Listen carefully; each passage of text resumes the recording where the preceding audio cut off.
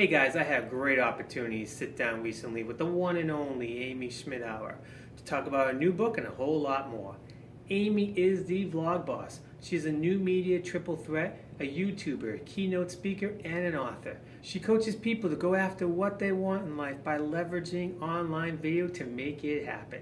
Creator of the popular YouTube series Savvy, Sexy, Social, which boasts a global community and millions of viewers.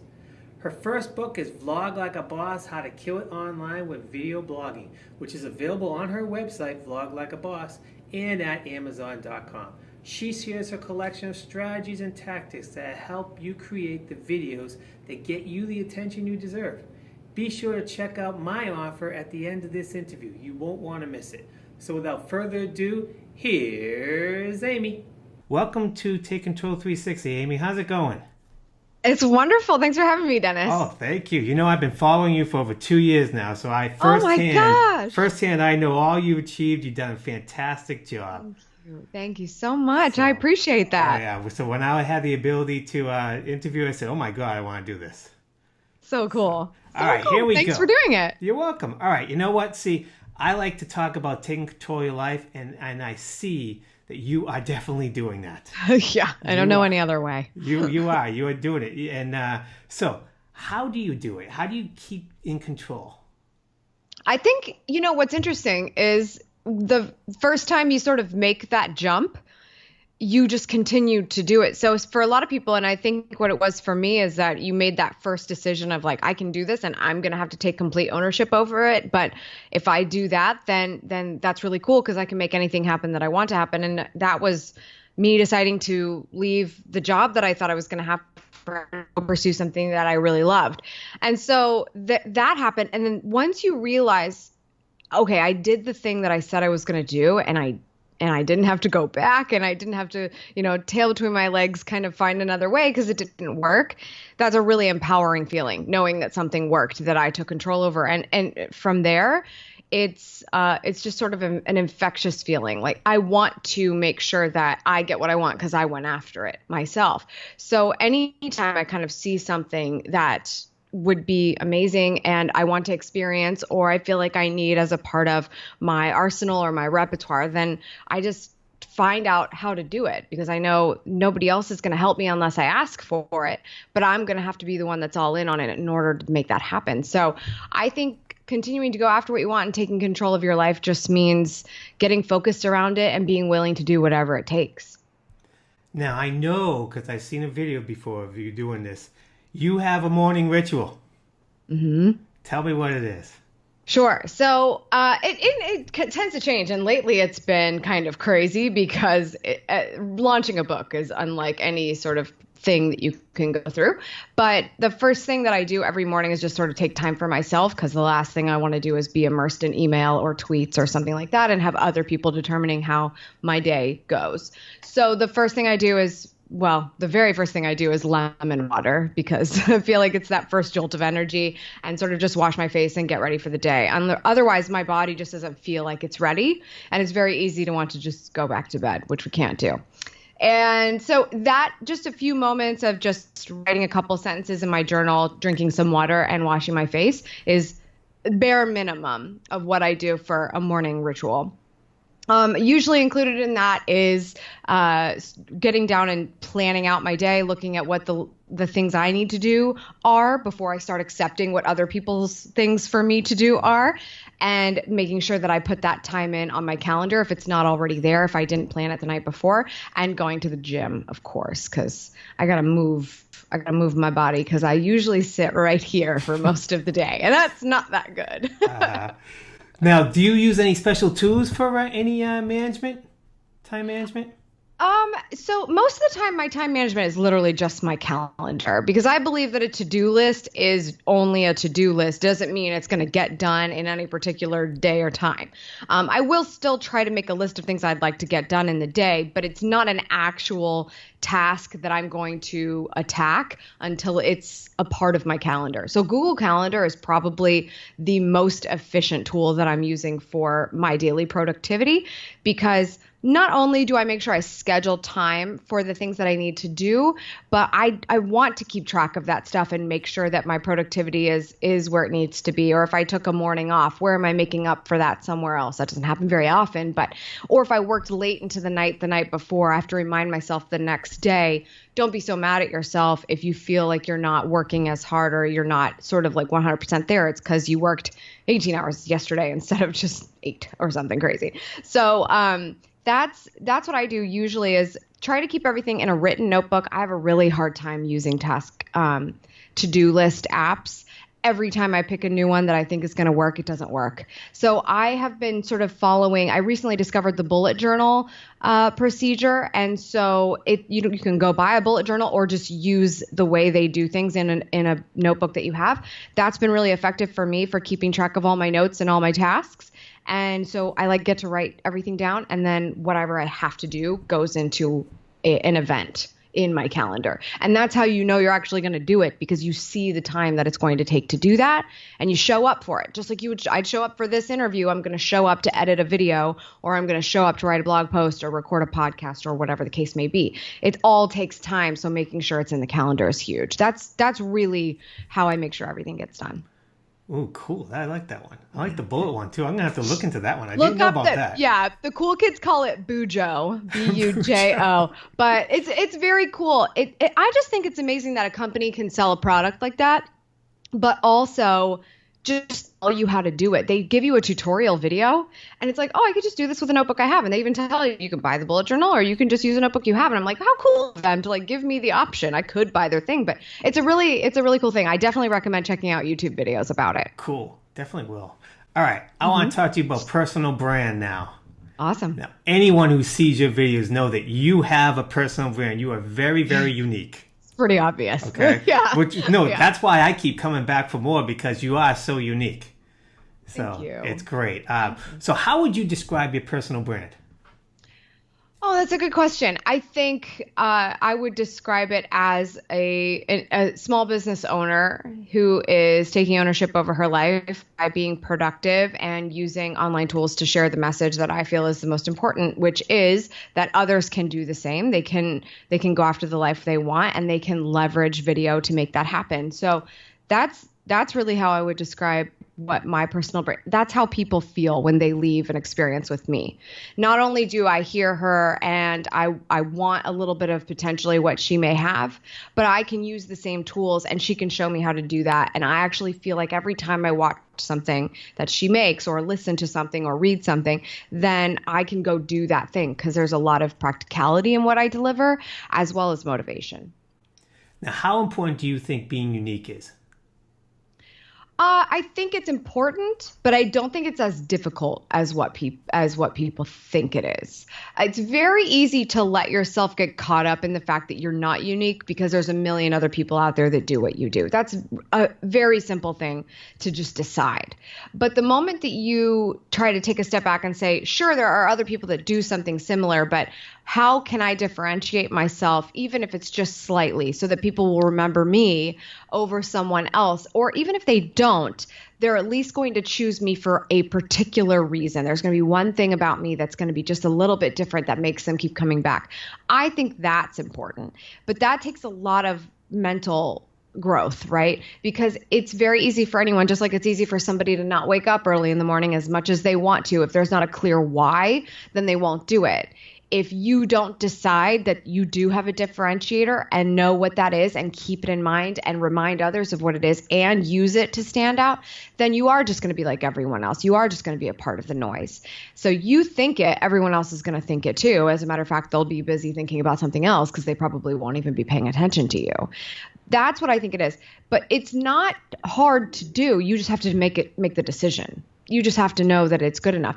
It's just too easy to decide there's everybody else is doing this, I can't do it. If you want to be the best, you just have to decide that's going to be so. And I think that's the more important thing. I think it's very important to be unique, but it's not as hard as what you think it would be. Now, I have an interesting question for you. Me being old school, I would definitely want to know this question to you. Do you have an elevator pitch? No. That's what I thought. I don't. I'm just trying to think No, I don't. I don't because I don't really like the phrase that much. But if I did, and the closest thing I think anyone should have is sort of not an elevator pitch, but a sort of a value statement.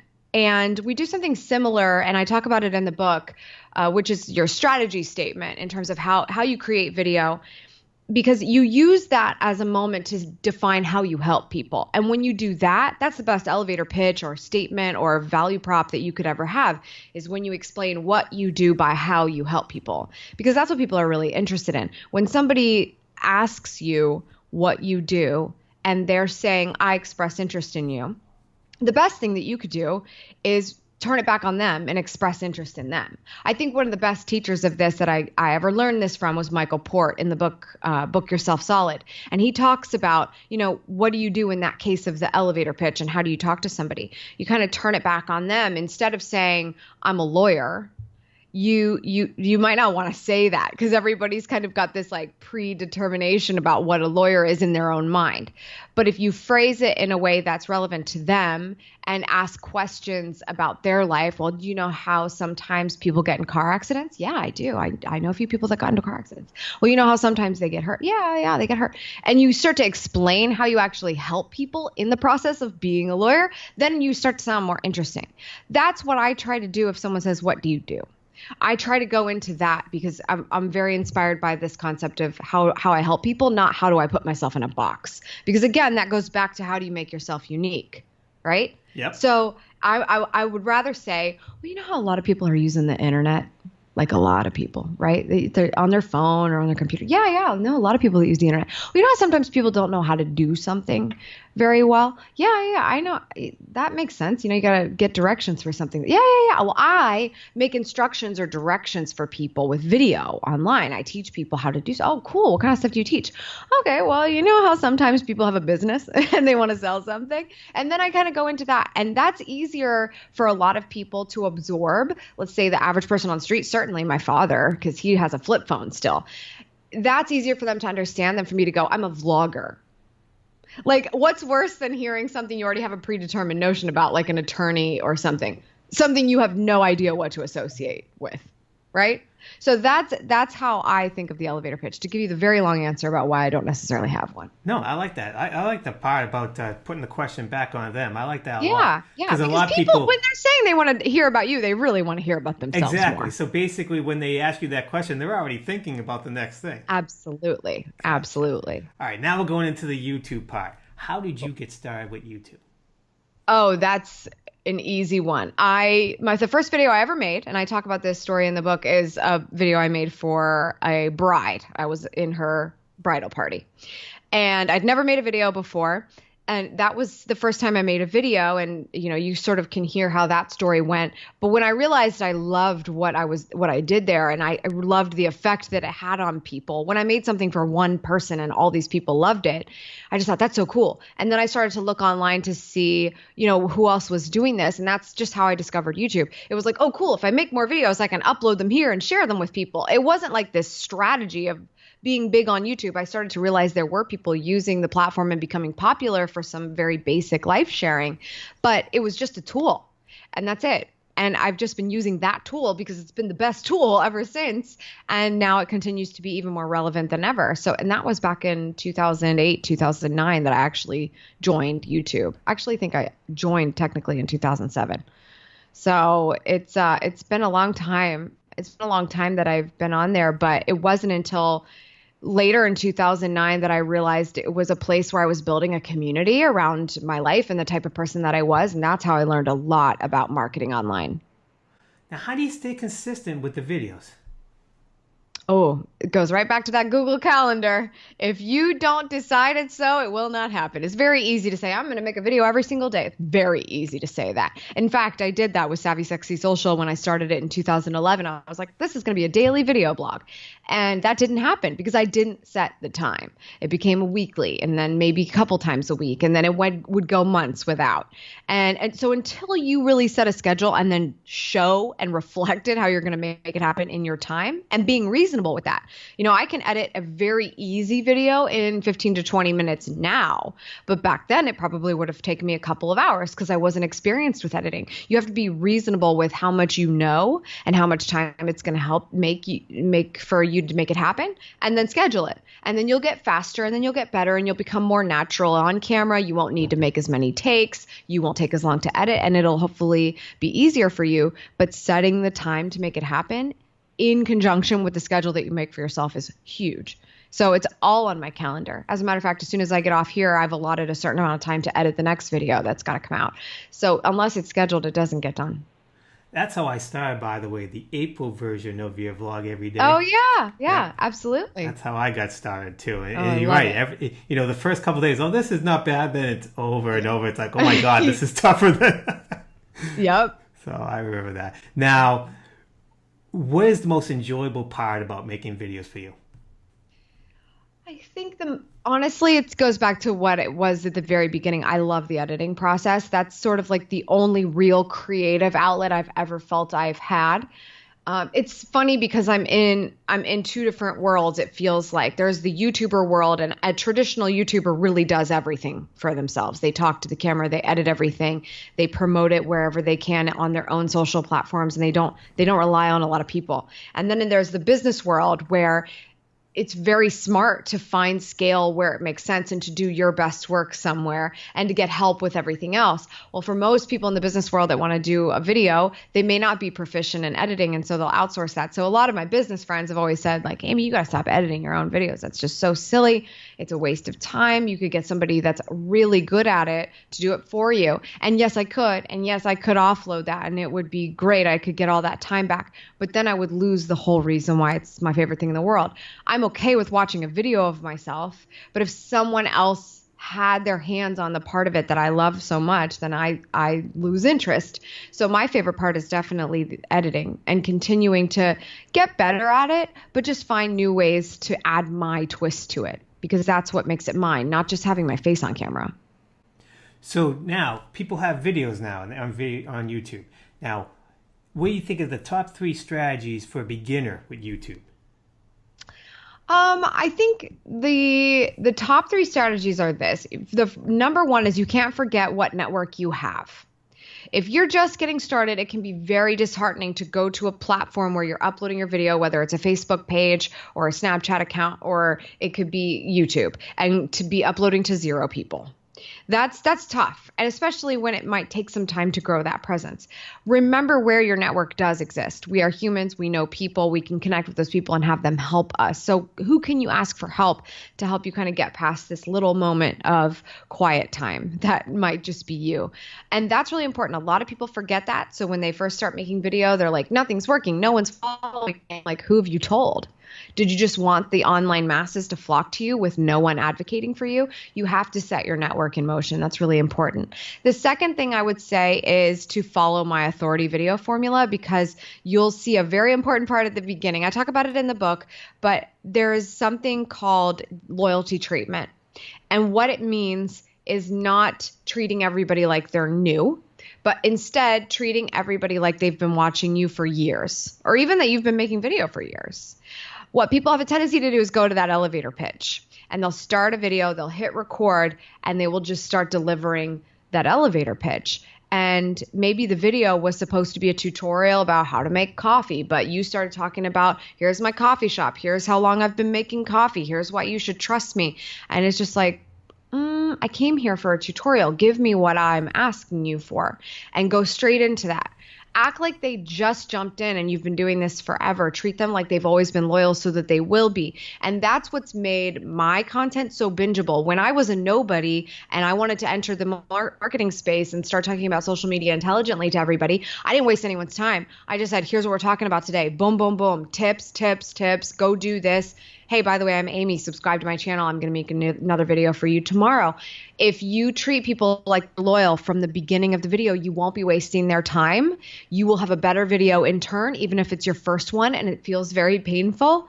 And people will come back because they know that they can trust you. You did something for them immediately. And lastly, I think I would say to remember the context of every environment. If you choose Snapchat or you choose YouTube or you choose Facebook, you can choose all of them, but they are not all the same. So you cannot treat them like they are the same. What you upload to YouTube will not be as good as what you upload to Facebook. You might have to change it a little bit or a lot. Snapchat's completely different, right? It's totally raw. It's mobile only. It's not going to be anything like that stuff. How are you offering something different in all of these different places, but not having to recreate the wheel? It can be the same video, but it might be different perspectives. You could be live on Facebook while you're filming the video that you're going to upload to YouTube. And on Snapchat, you're showing them the behind the scenes before, during, and after. And that's how you have to think of each of these things. That's the biggest piece of advice I can offer, because right now people are confusing repurposing with copy paste. And that is not what repurposing is. If you don't respect the different places that are these little cocktail parties of social media, your content's not going to fly. All right, now here's an interesting one. Now, so if you have advice for your younger self, which is like the 2010 version of you, okay, what would you say about video strategy and marketing? I think I would say, let me choose what route I want to go down here, I think. I think I would say to upload less frequently. Really? Because I think, just like everybody sort of thinks repurposing is the copy paste mentality, I've learned a lot about what posting less frequently but being more intentional with every video can do. That being said, I don't know that I would change anything, because I think the reason why I've done so much in the last 6 years is because I went so hard on a regular posting schedule when I did. But I also think that a video needs time to fly sometimes, and we spend so much time making something, and it's very easy, especially for a YouTuber, to say, okay, I did that video, it's live, time to work on the next one. What you should really be doing is spending time allowing that video to take off and flourish. And I could have marketed videos for twice the amount of time that I did, instead of working on the next video and waiting a little bit and letting that video do a little bit better. Because what we've learned now about YouTube is it's all about watch time and growing your watch time. That doesn't mean you have to have lots and lots and lots of videos for people to watch. It just means you have to have a video that's so good, it's shareable, more people will watch it, and they will keep watching it over and over and over again. That builds the health of a YouTube channel. So I would have posted less frequently and marketed my videos more, even though I think I did a really good job of marketing them at the time. And I came out of the industry as a nobody, and everybody's like, who's this girl making videos on YouTube about this thing? And it's helped me tremendously. I could have done even better if I would have marketed one piece of content more. People don't do that enough. They want to make something and then, oh, great. Oh, it didn't do well, or it did do well. Regardless, we move on to the next thing. You've got to let people know what you've done, because it's not always going to fly right as you hit publish. Now, what are you most proud of about your book? The fact that I wrote it myself. I think a lot of people are questioning that. Everybody's like, so who helped you write it? And I'm like, I did it. Like, I did it. For a hot minute, I thought I have to make sure my personality stays in this thing. And I am myself very well on video or podcast, but writing is definitely not my strength. I'm okay, but it's not my strength.